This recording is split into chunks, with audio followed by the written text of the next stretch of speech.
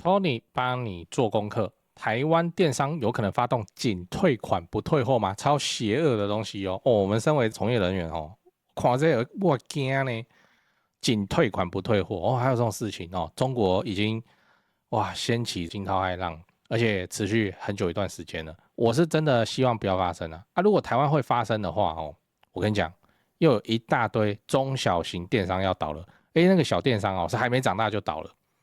但是現在隔壁棚馬來西亞的蝦皮正在發生中，他們剛上希望台灣蝦皮不要被帶壞。嗨，我是電商 Tony 陳，歡迎收看 Tony 幫你做功課系列。我這個系列不講大道理啊，就帶你看精彩的商業案例跟八卦你就思考看看能不能運用在自己公司上如果能確實增強你的生意，你也不用謝我永遠記得善待你的員工跟客戶就好。好，那我們開始吧。我們上一集講 Apple 大漲價時代來臨，錯了嗎？那這是我跟你講，僅退款不退貨，這麼奇葩邪惡的東西。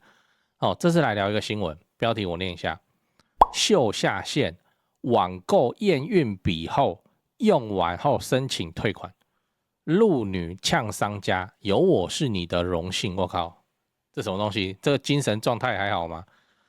那這內容是這樣：山東一名女子日前在網絡購買3支驗孕筆，卻因為自行操作不當，導致檢測結果失效。這還能操作不當哦？那這名女子她也沒有跟商家協商怎麼處理，她就直接去跟平台申請僅退款哦。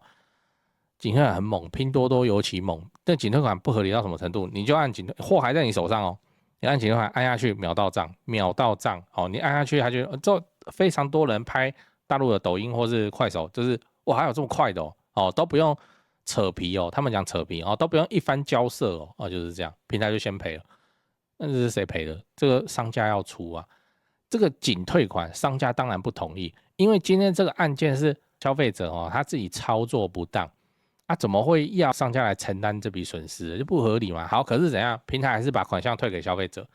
然後這消費者得了便宜還賣乖他還出言嘲諷這個商家，叫有我這樣的客戶是你的榮幸。哇嘞，那店家當然就不爽他就拍影片嗆對方，然後這整件事情才曝光那平台方才開始說我會認真啟動調查。你看嗨不嗨？這個嗨到我們今天是旁觀者，我就覺得這是什麼 AI 寫出來的什麼狗血故事真的非常誇張。那你是這個商家，你開心嗎？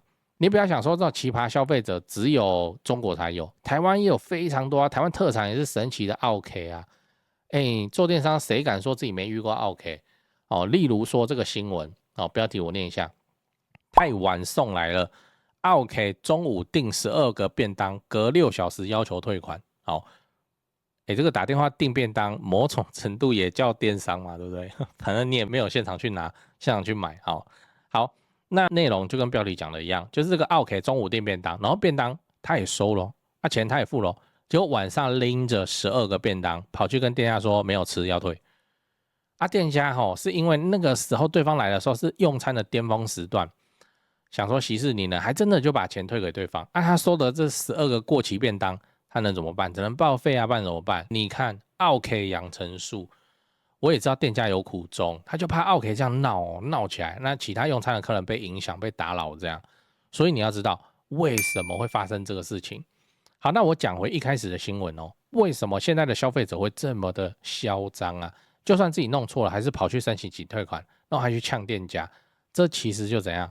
這就是被平台慣壞的消費者嘛。當初平台端為什麼會去設計出僅退款莫名其妙的東西？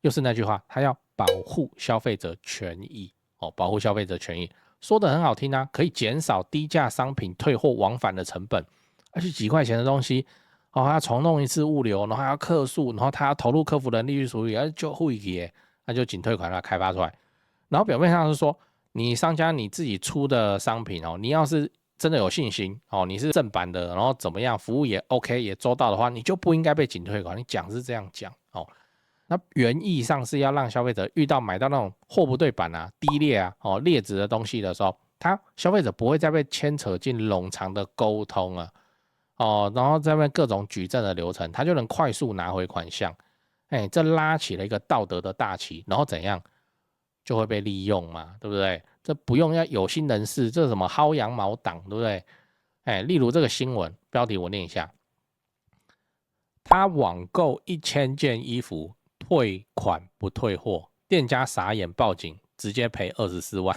我靠，這又是中國發生的哦？是怎樣？美國有零元購，中國版零元購就要僅退款，這是這樣嗎？那你說平台，1000件，這不是消費者，他來進貨的，你知道哦？那你說平台不知道這個問題這麼嚴重，怎麼可能？我未看先猜，惡意的僅退款行為每分每秒都在發生。那為什麼平台不願意把這個僅退款功能拿掉？4個字，利大於弊。好，就是僅退款對消費者來說變成了隱形補貼啦。因為它讓消費者會感覺說，好像我買東西很有保障，我就不用擔心退貨很麻煩。然後店家出題目給我，然後再說我怎樣不符合退貨，有的沒的。那非常適合 I 人消費者，I 人就哎呀，怎麼又變成我的錯了？算了啊，就變成這樣。店家好凶哦。算了，就這樣。那下次就不來這個平台買東西。驅使更多的消費者會怎麼樣？會離開這個平台啊，很麻煩啊。所以平台方就寄出了僅退款，你就來我這裡買。那要是有問題你就僅退款。就是這樣。所以來我這裡買安全有保障，來吸引更多的消費者啊。商家端的權益嘞？商家端怎麼樣？我跟你說不重要。這你以為以平台的角度上來看，這個商家就很重要？我跟你說，商家都不重要。商家跟韭菜一樣，割一割以後春風吹又生，因為平台可以賺錢啊，賺錢就會有無限的商家排隊進來啊，就是這樣。可是消費者怎樣？消費者是有限的。我打個不正確的比方佃農，佃農知道吧？請問歷史上是善待佃農的大地主比較多，還是克扣佃農的大地主比較多？當然是後者嘛。不然怎麼會有那句什麼朱門酒肉臭，路有凍死骨這種東西？所以對平台方來說，商家是什麼？是佃農啊！你不租，多的是人要租，我就虐待你，你能怎樣？我現在把你趕出去，那你沒有收成，你真的會掛呢。那下一個佃農又跑過來了，趕快要繼承你的這個東西，所以我對他好，他也是要幹；我對他差，他也是要幹。那我有什麼理由要對他好？就是拷問地主家自己的良心。而且現在更誇張，平台方怎麼樣？平台方握有商家的金流，我們現在付錢不會直接付給商家嘛，我們就付到那個平台去嘛。那要是這個平台方敢抗爭、敢作亂，這個佃農敢他們講一些543的話，他就怎樣？他就是先斷你金流，然後內部調查個3-5個月啊，商家跟他反映，你下個禮拜就要付貨款了，我之前3-5個月前賣的款項你要趕快結給我，領導的代誌你家的事，你那個金流被人家捏在手上，就會發生這種情況啊。那再來你要知道，台灣有可能會發生嗎？先打個我自己的廣告，如果你看到這邊覺得還可以的話，幫我按訂閱那也歡迎直接加入我的頻道會員，讓我有動力做出更多精彩的影片，跟我要平衡一下我的剪輯製作成本。好，回到正題我也來討論一下僅退款這種霸道的條款，未來在台灣是否有可能發生？我跟你講，這個就是內捲的產物，捲到極致就變成這樣，就變成說大家都身體都好好的是不可能的，就一定要有人流血，然後一流血以後大家就要跟。然後大家都要流血，就要比誰流得多僅退款這種變態的東西就跑出來了。那未來台灣會不會發生僅退款？我告訴你，還真的很有可能而且開第一槍，我個人認為是誰？應該是蝦皮應該不是某某，應該也不是 PC Home， 因為 PC Home 現在好像沒有那個制高點可以去開這個槍。好，那為什麼？因為馬來西亞的蝦皮的隔壁棚已經發動了僅退款服務啊。來，你看這張圖。雖然上面寫的很好聽要商品有瑕疵有缺陷有損壞才可以發動僅退款，那你猜一猜一開始用那個驗運筆的新聞，消費者是用什麼理由來申請僅退款的？上面有缺陷啊，同樣的場景也可能發生在馬來西亞，事實上也發生了。來，你看我框起來的地方，馬來西亞的網友在蝦皮上買一罐香水，然後發現它會漏，跟商家講以後，商家請他走退貨退款，記得退貨退款。那網友向蝦皮提交以後，蝦皮就馬來西亞蝦皮就判斷說，這就不用退貨，直接退款就好。好，問題來了，你猜猜看，這個款是誰出的？商家結果他現在連那個貨都沒有拿到，就變成這樣不然呢？哦，如果你是商家，你不覺得很冤枉嗎？我都跟消費者溝通好了，請他退貨給我，結果你蝦皮一紙命令下來，我就要吞，我做錯什麼？當然，現在看起來哦，僅退款政策在馬來西亞還沒有出現很劇烈的影響，至少在寫稿的時候沒有查到，因為馬來西亞的脆我看不懂啊。哦，那有的話一定也是在脆上大行其道這樣。哦，那當然我也希望台灣的蝦皮哦，不要看馬來西亞蝦皮僅退款跑出來，好像沒什麼的話就要直接抄人家作業。台灣特產，台灣奧 K 呢，這也是頂級的呢。哎，這個奧 K 奧到什麼？奧到都有專有名詞的呢。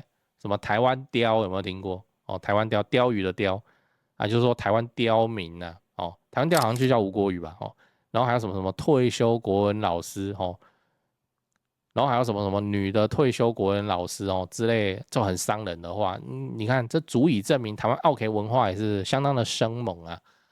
尤其台灣又在好事多的，就是人性本善的培育之下，我吃一半也來退，喝一半也來退，哎，然後都給他退。你看看，如果台灣真的哦，台灣蝦皮真引進僅退款制度，我會看現在中小企業，中小型電商還有那個起步創業0到1哦，一定是直接倒掉一大片哦！以後大家提到電商，不會覺得說哦，這個充滿機會跟夢想之地。而以後提到電商是什麼東西啊？這是什麼鬼故事哦？千萬不要做哦！我寧願去開實體店，我寧願去怎樣，我也不敢再去做電商這種東西，對我們的產業發展就很不利啊。最後我要跟你分享哦，可以學到什麼啊？這集講的差不多哦。我就要跟你討論一下說，看完這集你可以帶走什麼東西？不要說你看我表演那麼久啊，最後哦僅退款，其他什麼也不記得哦。那我要跟你分享的是轉嫁成本哦，轉嫁成本這個詞你應該都有聽過哦，就是把本來應該是我負擔的壓力啊，或是成本啊就甩到你的供應鏈裡面去哦，讓你的下游去扛，反正就是誰弱勢就甩給他，就這樣，誰叫他弱啊？就像今天講的僅退款這個服務，電商平台自己沒有成本，有啊，你硬要說的話，就是設計那顆僅退款的按鈕算一個成本，然後客服溝通的成本大概就這樣。但你不要忘了，消費者拿到的退款是誰出的？商家出的。然後平台靠了這個按鈕換到消費者的信任，換到更高的回購率，換到更好的形象。那消費者覺得他自己更有保障，請問誰被犧牲了？最弱勢的小商家。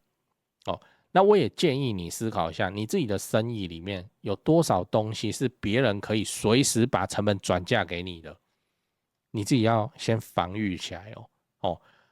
例如說活動贊助，對不對？每次都這樣。我舉一個血淋淋的例子給你，假設你今天開的是一個雞排店然後你跟某外送平台合作，有一天這個外送平台後台突然公告，下個月開始全站免運，你這個是不是很有既視感？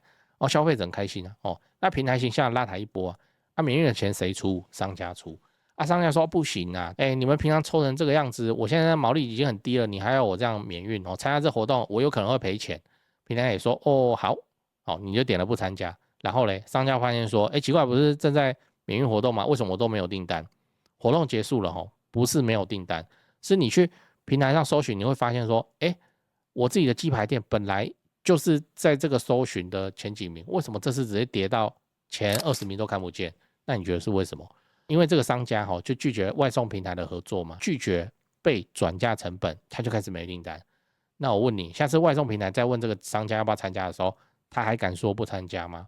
那這個就是轉嫁成本的另一個用法，所以你自己要有辦法防禦啊。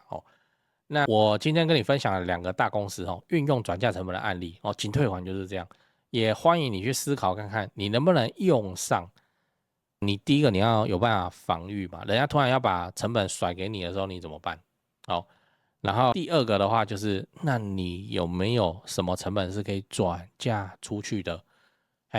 好一點叫做把自己的成本壓力轉嫁出去，那最爛就是你要想辦法降低自己被轉嫁的風險。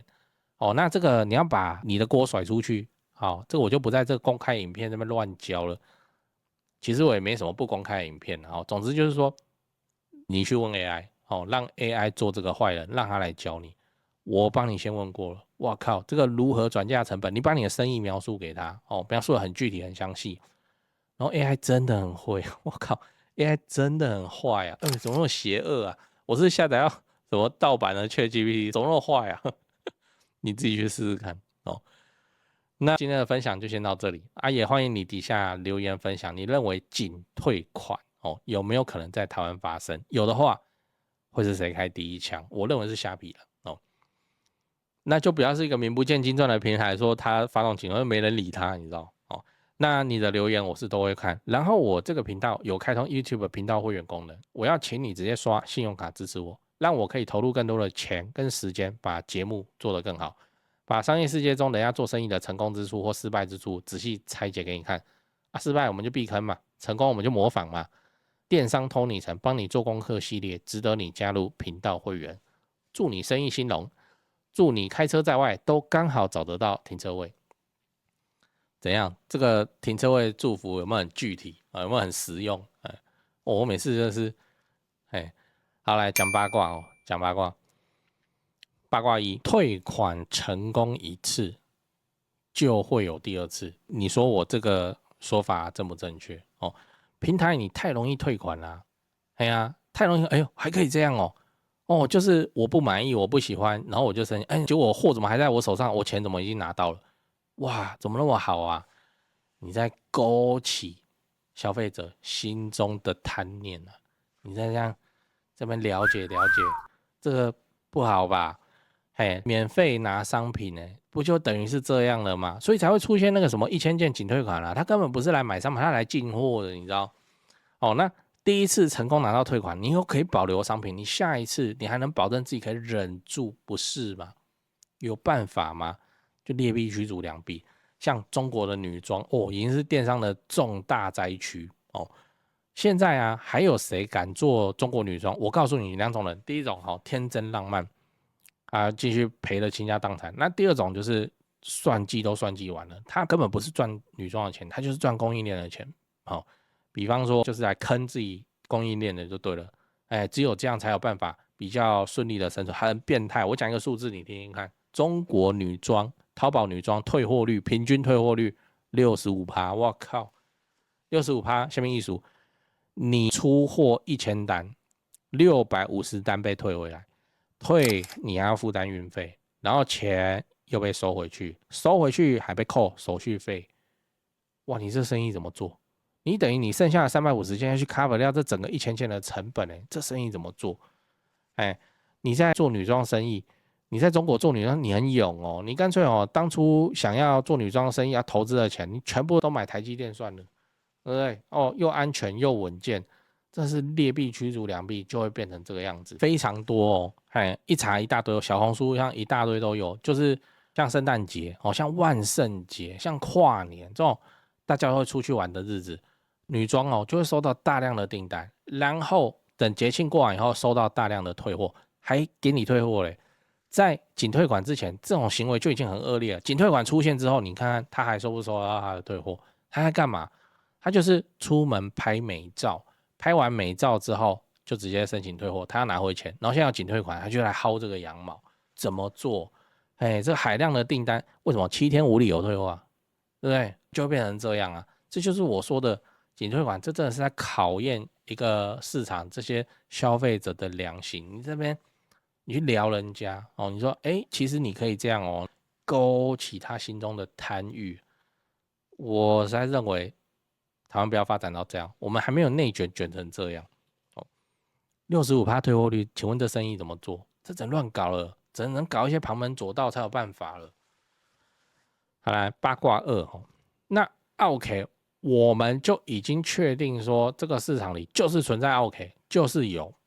那身為中小企業身為電商從業人員，身為創業者那到底該怎麼辦 ？OK 怕什麼？從這個角度去思考，我真的想很久才得出這個東西你參考看看但我先說，這個操作要非常的小心你去把那種類似的操作的文章的你看一下人家怎麼操作的。然後都整理歸納完之後，你要用你再用你不要在腦子一熱你就去用我真的想很久來 OK 怕什麼 ？OK 怕公審我再說一次 OK 怕公審，應該怕吧？對吧？應該沒人不怕吧？尤其他又有一些小小的社會地位或是什麼哇，那 OK 怕公審那我認為奧客怕公審，所以就真的很誇張、很奇葩的案件商家可以怎樣？在台灣你可以PO到脆，那你是有機會一邊在反映這個事情，結果你一邊是怎麼樣？你獲取超大量的免費曝光，你想一想是不是這個道理？哎，你遇到一個神奇奇葩的台灣雕，然後你確認你自己要先做功課，你確認自己真的沒錯，好。然後請 AI 來檢查，請 AI 扮演酸民來攻擊你，發現好像沒什麼好攻擊的時候，那你要發再發，我們就來公審那個，就公審他，哎，就又不用客氣了就是這種人在毀壞市場，那就公審他。OK， 那你在脆上就可以看到很精彩的貼文突然你河道上就有，就是怎麼有個商家這老老實實做生意，然後令人感動的創業故事，平常還會熱心做公益，我不知道你可能要平常沒事就要去做好這個東西，然後現在真的被人家很惡劣很惡搞。那他現在貼出來，好像也不是要公審這個 OK， 他只是說為什麼好好做生意會遇到這樣子的客人，反正就看你怎麼想。我跟你講，這種挑起對立情緒，就是會吵架的文哇，這最嗜血，最嗜血傳播會最遠。那既然我們商家，身為商家，我們就是存在被刻意退貨退款的幾率嘛，就是存在，你不能說它不存在啊。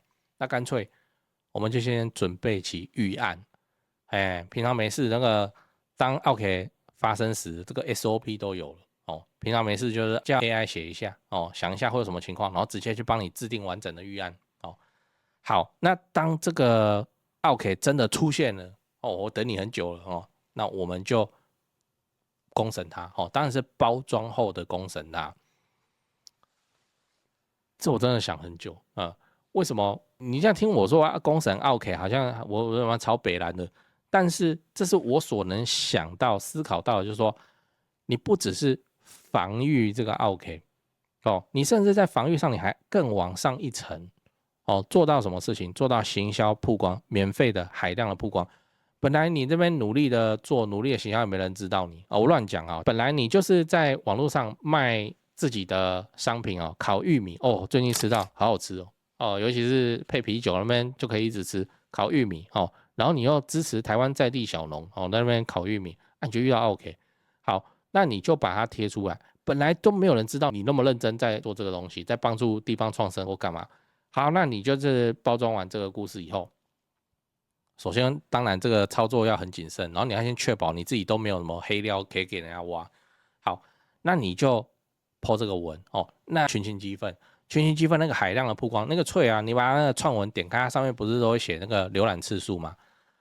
你只要這個有飄出去，有勾到大家這個群情激憤這個情緒的話，隨便50-60萬曝光你一夜之間台灣本來你可能辛苦了3年了，沒人知道你，知道你的人大概2000個，那一夜之間50萬次曝光，大家都知道你了，知道有一個烤玉米粒好像很不錯，那我們就來支持一下，所以我說我想很久的價值在說，今天不只是防禦，而是我們怎樣，我們往上一層，我還能夠獲取行銷曝光的效果，把今天的這個窟窿，然後變成一個我還可以獲益的東西，就這樣啊你不要說我公審 OK 是一個壞人我不是好人，我也不是壞人，我就是一個生意人那我把我的思考我就分享給你了，那至於你要不要用你想不想用就你慢慢琢磨吧。好，來八卦3為什麼會出現這種東西叫進退館，然後大行其道然後變成薅羊毛的天堂，